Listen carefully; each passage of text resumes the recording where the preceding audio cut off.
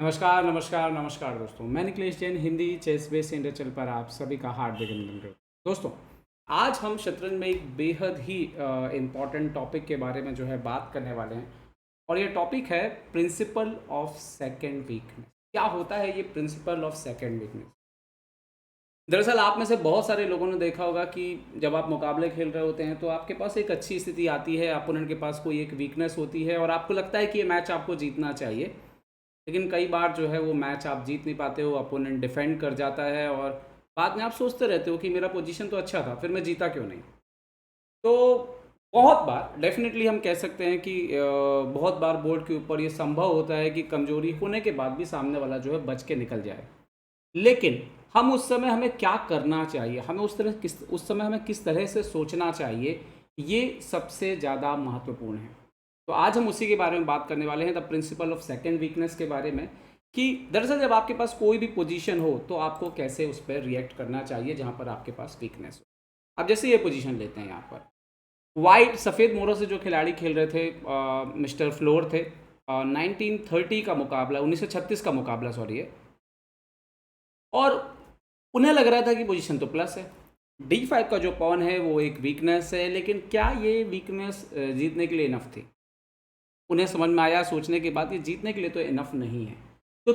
तो सबसे पहला एक सिद्धांत आता है कि क्यों ना इस वीकनेस को किसी दूसरे स्ट्रक्चर में, दूसरी वीकनेस में कन्वर्ट कर दिया जाए। तो यहाँ पर मिस्टर फ्लोर ने क्या किया, सबसे पहले उन्होंने खेला नाइट इंटू C6।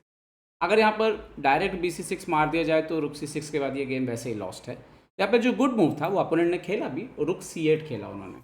ओके, तो अब वाइट यहाँ पे कंटिन्यू करते हैं गुड मूव रुक C5। अब आइडिया यहाँ पे ये है कि अगर अपोनेंट रुक इंटू C6 मारता है, जो कि एक ही आइडिया था, तो हम रुक इंटू D5 मार रहे हैं। उसके बाद रुक C2 अंदर आता है, जो कहीं ना कहीं एक कंपनसेशन दे रहा है ब्लैक को, और मोस्टली ये मैच टेक्निकली ड्रॉ होना चाहिए। लेकिन लोग क्या होते हैं, लोग अपने पॉन को बचाते हैं, तो उन्होंने BC6 मारा और पॉन यहाँ पर नहीं दिया।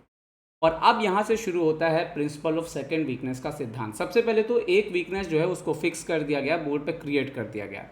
अब वाइट चाह रहा है कि बोर्ड पर एक और वीकनेस बनाई जाए। ये वही सिद्धांत है जब राजा महाराजाओं के ऊपर जब किले में आक्रमण होता था ना, तो पहले एक साइड से आक्रमण किया जाता था, और फिर जब सेना वहाँ पे आके डिफेंस करने लग जाती थी तो सडनली दूसरे साइड से आक्रमण कर दिया जाता था। तो क्या होता था, आपकी फोर्सेस जो होती थी, सैनिक जो होते थे, डिवाइड करने पड़ते थे आपको। वही सिद्धांत जो है शतरंज के बोर्ड के ऊपर लगता है। अब यहाँ पर जब आप ये सिद्धांत लगाने जा रहे हैं, ये कहा भी जाता है कि अगर अपोनेंट के पास एक वीकनेस है तो आप उसी वीकनेस के ऊपर ना खेल करके कोई दूसरी वीकनेस क्रिएट करने की कोशिश कीजिए बोर्ड के ऊपर, ताकि अपोनेंट के जो फोर्सेस हैं वो डिवाइड हो सकें। तो अब यहाँ पर एक और सिद्धांत लगेगा, टैक्टिक्स का ध्यान रखना होता है। टैक्टिक्स बिना अच्छे से आए आप कभी भी प्रिंसिपल ऑफ सेकंड वीकनेस का फ़ायदा नहीं उठा सकते। नंबर 2 जो बहुत ही इंपॉर्टेंट बात है कि कभी भी जल्दबाजी नहीं होनी चाहिए। तो उसी बात को देखिए कैसे आगे बढ़ाते हैं। यहाँ पर उन्होंने पहले खेला किंग E2। अब यहाँ पे अगर जल्दबाजी कर दें, रुक A5 खेल दें, तो ब्लैक को C5 मिल जाएगा, आप रुक A6 मार लीजिए, पर मोस्टली जो ये मुकाबला है ये ड्रॉ हो जाएगा। तो काउंटर प्ले अपोनेंट का ना मिले, ये ध्यान रखना बहुत ज़्यादा जरूरी है। उसको मौके कम से कम मिलें। जब भी अपोनेंट के पास एक फिक्स वीकनेस है, ऐसी वीकनेस जो बने रहने वाली है थोड़ी देर तक, तब आप पहले धीरे धीरे अपनी पोजीशन को इंप्रूव कीजिए, तैयार हो जाइए और फिर सही समय पर आक्रमण कीजिए। तो किंग E2, किंग को लाए सबसे पहले वो, किंग E7, किंग D3, यहाँ पर किंग D6 खेला। तो नाउ रुक A5। अभी ये ध्यान रखने वाली बात है, यहाँ पे किंग D4 कर दिया तो भी रुक B8 आ रहा है, अभी रुक B4 से चेक है। आप रुक A5 जाएंगे तो नाउ C5 चेक के साथ आएगा, किंग पीछे, रुक B6 डिफेंड हो जाएगा। तो जल्दबाजी ना हो, ये भी बहुत ही बारीक चीज़ है जिसका ध्यान रखना पड़ता है। और mostly principle of the second weakness end game में आते हैं, जब आपके पास एक बेटर पोजीशन मिलती है। तो ऐसे में राजा का मूवमेंट बहुत ही इंपॉर्टेंट हो जाता है। तो रुक A5 खेला यहाँ पर उन्होंने, कब पहले ही हट गए, किंग को ऊपर नहीं लाया, अभी अपोनेंट को खेलना पड़ा। अच्छा, यहाँ पे C5 आप करोगे तो ये तो विनिंग ही है, क्योंकि किंग कट ऑफ है, किंग पीछे चला गया। और वाइट क्या करेगा, इमीडिएटली स्ट्रक्चर को तोड़ देगा E4 से, तो वो वैसे ही विन हो जाएगा। तो उन्होंने खेला रुक A8। नाउ अब वाइट बिल्कुल तैयार है कि कुछ तो करना है, सेकंड वीकनेस क्रिएट करना है। तो सबसे पहले उन्होंने खेला किंग D4, C5 का स्क्वायर कंट्रोल में ले लिया। अब E4 का थ्रेड है। एक्चुअली मैं वाइट चाहता है कि किसी तरह से किंग को लेके इस तरफ के एरिया में जाया जाए और कुछ किया जाए। अब ब्लैक उसको रोकने की कोशिश करेगा, ब्लैक का रुक जो है वो ऑलरेडी फंसा हुआ है, पेसिव पोजीशन है बिल्कुल। F5, तो पहले उन्होंने किया B4 ताकि किस स्क्वायर को पकड़ा जाए, C5 के। रुक बी 8 खेला उन्होंने, कोई जल्दबाजी नहीं, पहले A3 कर दिया, वापस रुक के 8 गया। अब बिल्कुल टाइमली E4 खेला, FE4 FE4 DE4, यहाँ पर सॉरी किंग E4, और उसके बाद देखिए रुक A7, रुक वहाँ पे फंसा हुआ है, और फिर किंग को जो है किंग साइड ले जाने की कोशिश करने लगे। क्या किया, पहले H6 किया, रोका, तो H4, किंग E6 और किंग G4, यहाँ पर उन्होंने खेला रुक 8, ज़्यादा चालें थी नहीं ब्लैक के पास, और अब आता है असली चाल जो प्रिंसिपल ऑफ सेकेंड वीकनेस को क्रिएट करने जा रहा है, H5।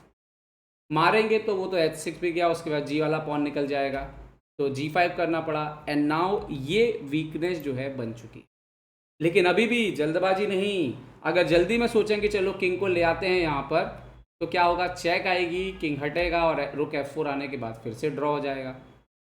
तो पहले G3 किया, ताकि जब भी हम हटें रुक अगर इधर आए तो उसको F4 का स्क्वायर ना मिले। ये मतलब छोटी छोटी चीज़ें, टेक्निकल चीज़ें, टेक्निकल चीज़ें ही प्रिंसिपल ऑफ सेकंड वीकनेस को सक्सेस बना सकती हैं। ठीक है, यहाँ पर रुक A7, किंग F3, रुक A8, किंग E4, रुक A7, ये मैच चला, किंग D4, थोड़ी देर बाद उन्होंने किंग E4 लाने के बाद यहाँ पर रुक को ऊपर लेके गए, अभी आइडिया है H6 को मारना है। उन्होंने C5 किया, ज़्यादा कुछ ऑप्शन था नहीं उनको किसी तरह से ड्रॉ करने के लिए, वो देख रहे थे, बट रुक C8 के बाद ये पॉन भी मर गया, रुक H7, उसके बाद रुक E5, किंग C6, सो रुक से चेक दिया, किंग B5, तो किंग F5, रुक F7, रुक F6 के बाद यहाँ पर सामने वाले ने रिज़ाइन कर दिया, क्योंकि उसको दिख रहा था कि अब H6 का जो पॉन है वो बचने नहीं वाला है, किंग G6 आएगा। मैक्सिमम यहाँ पर क्या हो सकता है कि आप जो है यहाँ पर एक चाल के लिए जो है बचा सकते हैं, बट एक बार किंग G7 आ गया तो सब कुछ जो है वो चला जाएगा।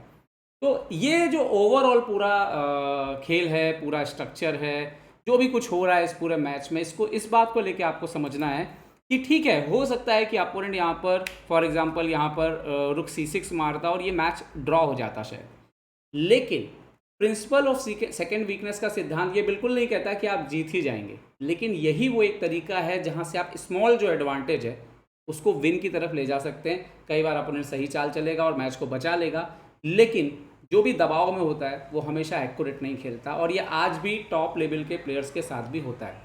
उम्मीद करता हूँ ये वीडियो आपको पसंद आएगा, पसंद आया तो लाइक, शेयर और सब्सक्राइब करना ना भूलें। देखते रहिए ChessBase India, ChessBase India के लिए मैं निखिलेश जैन। जय हिंद दोस्तों।